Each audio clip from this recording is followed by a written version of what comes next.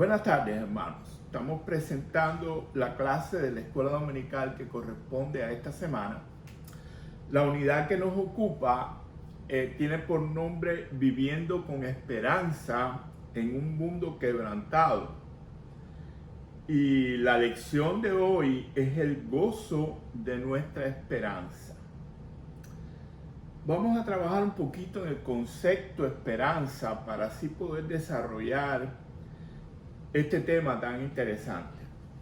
De acuerdo con el diccionario de la Real Academia de la Lengua, esperanza es un sustantivo abstracto que significa o que se refiere a un estado de ánimo que surge cuando se presenta como alcanzable lo que se desea. O sea, nosotros tenemos un deseo en nuestro corazón que forma parte de nuestros sentimientos, y cuando nosotros verificamos como alcanzable ese deseo, estamos en presencia de la esperanza. La esperanza del cristianismo es reinar con Cristo cuando Cristo venga. O sea, cuando nosotros tenemos la convicción de que vamos a reinar con el Maestro una vez que partamos de este mundo, estamos viendo como alcanzable ese deseo, y eso es lo que significa esperanza. El propósito del apóstol Pedro al escribir esta carta fue despertar en el estado de ánimo de los miembros de las iglesias cristianas de Asia Menor este sentimiento, porque ellos estaban pasando por el periodo de sufrimiento y persecución del primer siglo bajo el reinado de Nerón. O sea, que los miembros de las iglesias de Asia a los que Pedro escribe esta carta estaban sufriendo en su propia carne la persecución del emperador Nerón. Cuando estamos sometidos a situaciones extremas de sufrimiento, las relaciones humanas se hacen más sólidas. Cuando nosotros estamos pasando por situaciones difíciles que nos hacen sufrir, las relaciones entre nosotros se hacen más sólidas, y podemos ver a través del cine de esta época películas como Quo Vadis o Ben-Hur, cómo eran las relaciones entre los cristianos que estaban en medio de la persecución. Realmente yo puedo decirle que los más grandes amigos y hermanos en Cristo que yo he tenido en mi vida cristiana son los que conocí en mi adolescencia, cuando nosotros tuvimos que sufrir la opresión de un régimen y una sociedad que nos odiaba, y tuvimos que abrirnos paso en medio de condiciones muy difíciles. Todos los jóvenes que formábamos parte de aquella generación estábamos sufriendo en nuestra propia carne aquella situación. Y yo recuerdo con mucho cariño a los amigos que hice en la universidad, los amigos que hice en los campamentos, y aquellos que nos reuníamos en la organización de la Unión de Estudiantes Universitarios Bautistas, tanto en La Habana como en Santa Clara. Esos hermanos que estábamos sufriendo en nuestra propia carne todo lo que esa dictadura arrojaba con nosotros, porque no se dejen disuadir por cantos de sirena. La UMAP existió y fue horrible. La persecución existió. Los cristianos fueron arrebatados de sus lugares de trabajo. Los seminaristas fueron arrebatados de los seminarios y llevados a aquel campo de concentración donde ellos tenían que compartir con lo peor de la sociedad. Eso pasó. Y todavía viven muchos hermanos que vivieron esa experiencia. Así que para nosotros fue de un tremendo gozo, era de un tremendo gozo saber que no llevábamos la cruz solo, y la confianza en la esperanza que teníamos en el oportuno socorro que solo viene del Señor Jesús. Te ha tocado vivir un momento muy difícil, nos ha tocado vivir ahora un momento muy difícil, y constantemente estamos en contacto directo con el sufrimiento humano. Hay muchas personas que producto de esta pandemia están sufriendo soledad, abandono de sus familiares, y nosotros estamos aquí para poder ser ayuda para ellos. ¿Cómo te sientes cuando ves o oyes sufrir a alguien? Esta es una pregunta muy importante. ¿Cómo te sientes cuando ves sufrir a una persona? Cuando tú puedes ser un canal de consuelo para alguien que está pasando por momentos difíciles ahora. ¿Has meditado en esto? Yo te pido que pongas tu mente y tu corazón en sintonía con el Espíritu Santo y pienses cómo te impacta el sufrimiento ajeno. Pero este apoyo en Jesús, nosotros debemos apoyarnos en el sufrimiento de Cristo. Vamos a ver qué nos dice Primera de Pedro 4, los versos 1 y 2, que es la primera parte de la lección. Dice: por tanto, puesto que Cristo ha padecido en la carne, amaos también vosotros con el mismo propósito.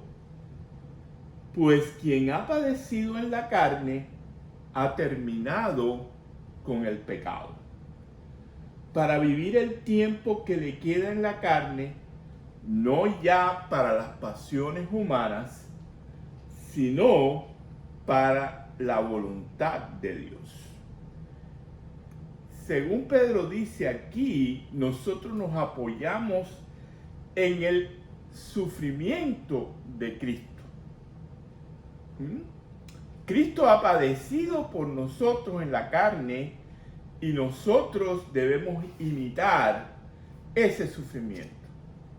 Este apoyo en Jesús incluye el conflicto que se libra en nuestra mente. En nuestra mente humana se libra un conflicto que es la lucha entre querer vivir conforme a la voluntad de Dios, como nos indica la Escritura, y la atracción por la carne que nos inclina a hacer las cosas que satisfacen a la carne, pero no al espíritu. Pero este conflicto lo podemos ejemplificar con la lucha que estamos viviendo ahora entre guardar la distancia social, el uso del nasobuco y otras reglas establecidas para defendernos de este virus y no hacerlo.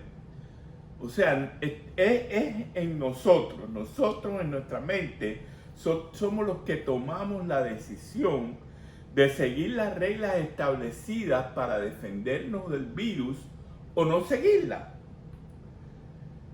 La razón nos indica hacer lo correcto, pero el maligno de alguna manera se cuela en nuestra mente para tentarnos a hacer lo contrario. Esa misma lucha es la que se produce en nosotros cuando nosotros tratamos de hacer la voluntad de Dios, queremos seguir las enseñanzas de la Escritura, pero nos vamos a hacer lo contrario.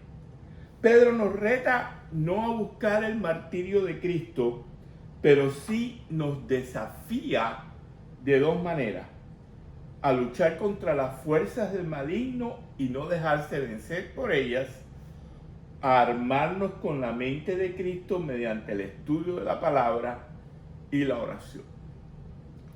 O sea que debemos luchar contra las fuerzas del maligno, no dejarnos vencer por ellas, para poder gozarnos en hacer la voluntad de Dios y armarnos con la mente de Cristo mediante el estudio de la palabra y la oración. Esta es la clave de la victoria contra la lucha diaria, que es tener un corazón humilde, sin vanagloria y receptivo a la voluntad de Dios. No podemos vivir el tiempo de vida que nos resta conforme a las concupiscencias de la carne. ¿Verdad? No podemos vivir, dice el verso 2, el tiempo de vida que nos resta conforme a las concupiscencias de la carne. Después que hemos conocido al Señor, tenemos la oportunidad gloriosa de vivir según la voluntad de Dios. Esto por supuesto nos puede traer el maltrato de la sociedad, pero debemos estar armados mentalmente para cualquier lugar, siendo instrumentos de Dios para ayudar a todos los que sufren a nuestro alrededor. O sea, el seguir la voluntad de Dios nos puede traer el maltrato de la sociedad. Definitivamente los que no siguen a Dios nos van a criticar, se van a reír de nosotros vamos a ser víctimas de su vituperio, pero estamos siendo instrumentos de Dios para ayudar a todos los que sufren a nuestro alrededor. Y esto es muy importante. ¿Conoces algún cristiano que pasó por una prueba dura y expresa gozo por ello? Piensa un momento si a tu alrededor hay algún hermano que en estos momentos está pasando por una prueba difícil y expresa el gozo por ella porque sabe que ese sufrimiento viene por causa de Cristo. Pablo expresa su amor por los creyentes a quienes escribe llamándoles amados. Vamos a ver la segunda parte de la lección aquí en 1 de Pedro 4, los versos del 12 al 14. Dice, amados, aquí llama amados a los hermanos a quienes escribe. No os sorprendáis del fuego de prueba que en medio de nosotros ha venido para probaros, como si alguna cosa extraña os hubiera acontecido. Antes bien, en la medida en que compartís los padecimientos de Cristo, regocijaos para que también en la revelación de su gloria os regocijéis con gran alegría. Pablo aquí está advirtiendo a los creyentes a prepararse para la batalla de la vida. Los llama a gozarse porque de esa manera somos participantes de los padecimientos de Cristo. El cristiano puede expresar gozo con la esperanza del gozo eterno. Sabemos que cualquier cosa que suframos aquí es pasajera, pero tenemos la esperanza de que reinaremos con el Señor en un reino eterno cuando seamos arrebatados por Él a las nubes. Las pruebas que te pasamos aquí tienen como objetivo refinarnos en nuestra fe y hacernos crecer espiritualmente. O sea, que el cristiano es bienaventurado cuando es vituperado por su fe en Cristo. Fíjense, cuando somos vituperados por la fe en Cristo. Dice el verso 13, en la medida en que compartís los padecimientos de Cristo, regocijaos para que también en la revelación de su gloria os regocijéis con gran alegría. Pedro advierte a los creyentes a prepararse para la batalla de la vida. Los llama a gozarse porque de esa manera son participantes de los padecimientos de Cristo.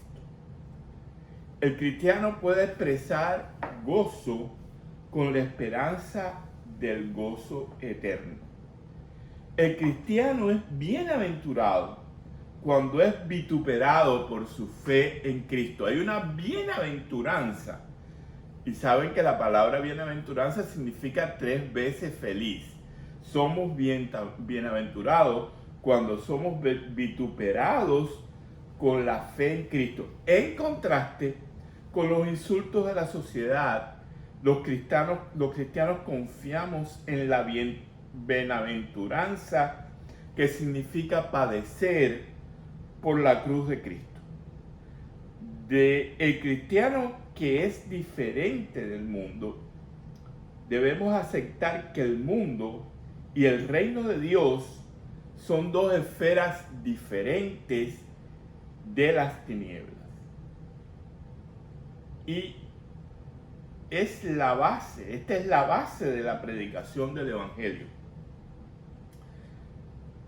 O sea, no os dejéis de engañar por los líderes religiosos que se preocupan más por los problemas raciales y sociales que por predicar el verdadero Evangelio de Cristo.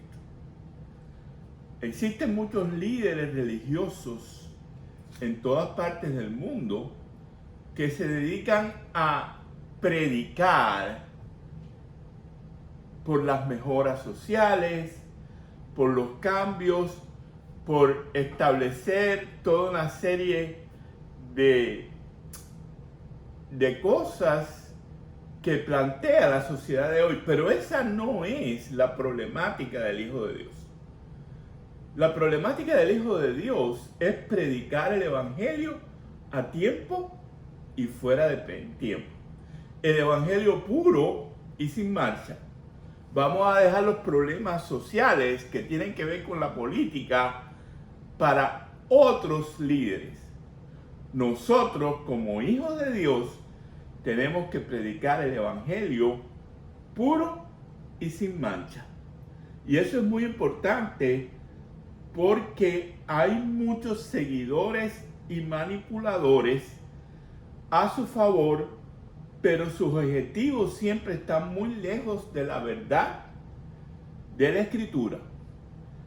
Los líderes del comunismo internacional siempre han estado puestos en la iglesia para usar a los líderes débiles a su favor. Y no olvidemos que hay 2 instituciones muy importantes en nuestro mundo, la iglesia y las universidades, que son el objetivo de estos líderes del comunismo internacional que están tratando de minar estas instituciones para lograr su objetivo de destruir la pureza de nuestra sociedad y ir en contra del Evangelio puro.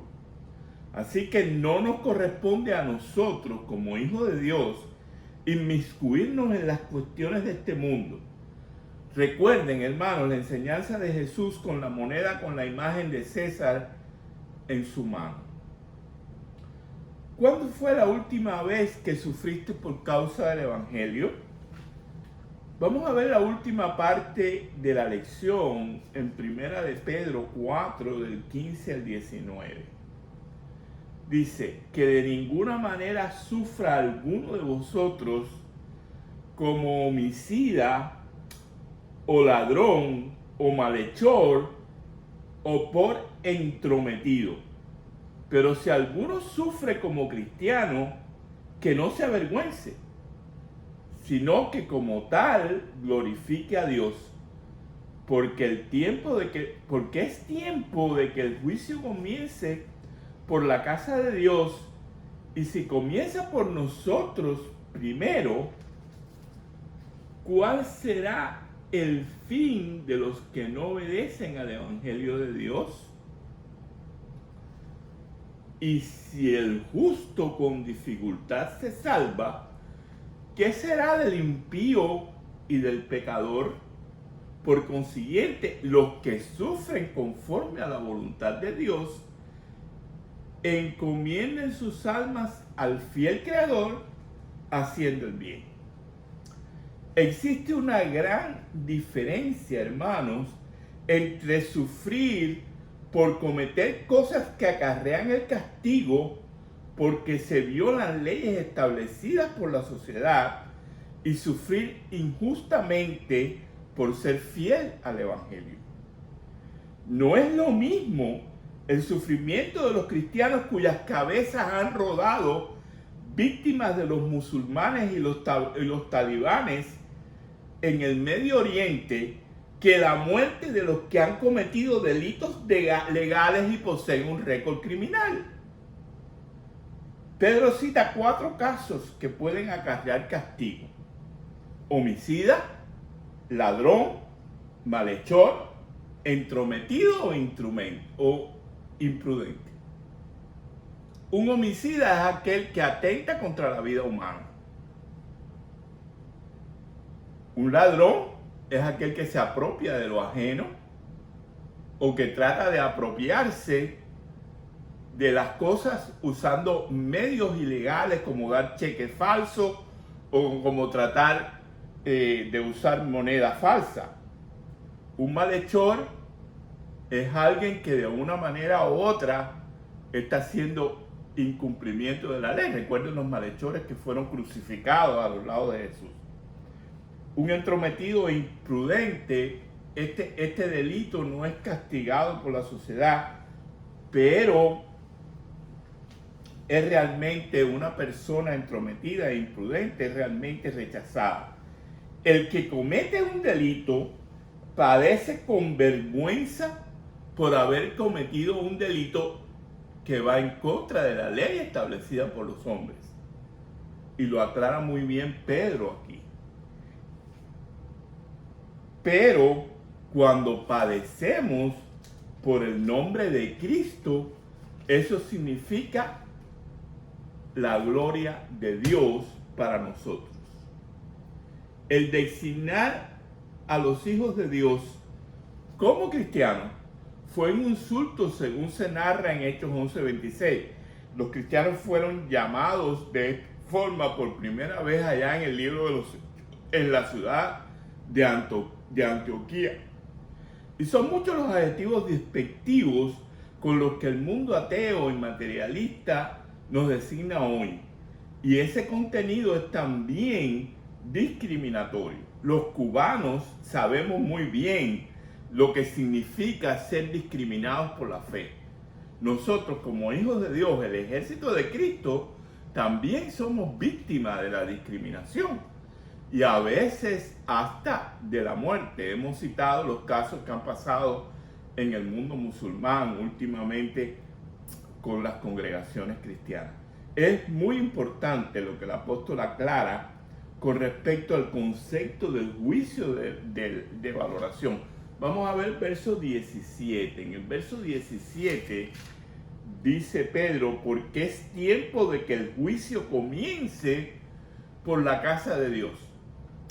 Esto quiere decir que nosotros vamos a estar sometidos a un juicio de valoración.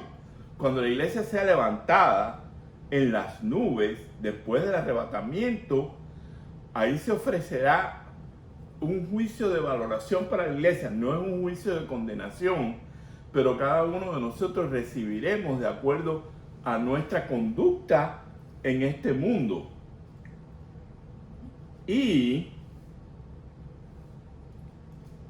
dice muy bien este pasaje de la Escritura, como hay otros que lo establecen, que los cristianos no podemos cometer delitos que vayan en contra de las leyes establecidas por la sociedad. Y esto queda muy definido en los 10 mandamientos, que son la base de la sociedad judeocristiana. Pedro termina con una exhortación a hacer el bien y depender de Dios. ¿Cómo podemos aplicar a nuestras vidas todo esto que hemos aprendido? Primero, humíllate. Una cualidad fundamental de los hijos de Dios es el ser humildes. Acepta que para seguir a Cristo te tienes que identificar con un sufrimiento y vivir de acuerdo a Él.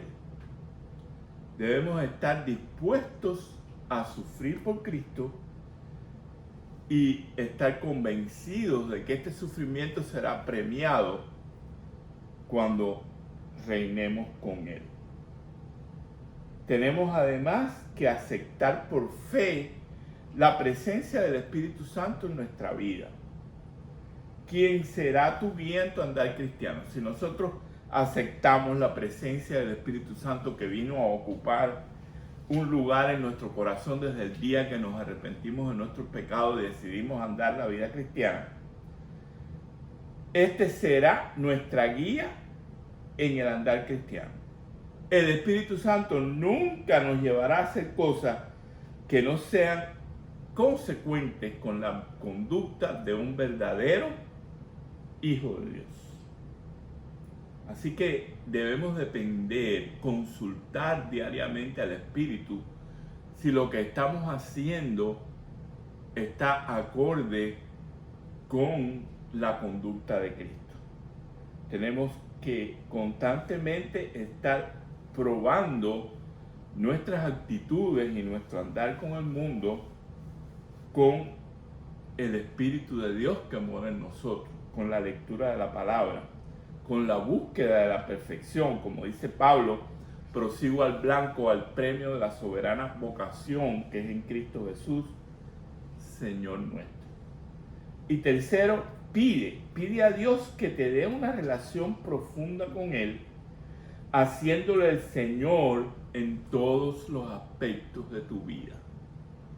Tenemos que pedir al Señor que nos ayude a tener una relación con Él, que nos ayude a cambiar todos nuestros aspectos de la vida para actuar de una manera consecuente con la conducta cristiana. En el Sermón del Monte Jesús dijo: baste a cada día su propio afán. Esto indica que no hay un día en nuestras vidas en que de alguna manera vamos a estar pasando por pruebas o tribulaciones. Y necesitamos la ayuda de Dios para salir victorioso de ella. Dice Isaías: irá andando y llorando el que lleve la preciosa simiente, pero volverá con regocijo trayendo las gavillas. Necesitamos la ayuda de Dios para salir victoriosos cada día en este andar, sobre todo en este andar de estos días tan difíciles de esta pandemia que no sabemos cuándo va a terminar, porque solo Dios sabe cuándo esto va a llegar a su fin. Demos gracias a Dios por ser contados entre los dignos de sufrir por Cristo, y que Dios mantenga firme nuestra esperanza en Él. Gocémonos, hermanos, gocémonos en la esperanza que es en Cristo Jesús. Y aunque haya muchas pruebas en nuestras vidas, aprendamos a encontrar el gozo en esta esperanza de que reinaremos con Él un día, de que llegará el día en que seremos arrebatados cuando el Señor venga en las nubes como su iglesia. Y trabajemos cada día para ser dignos de ser arrebatados. Que el Señor les bendiga. Hasta la próxima.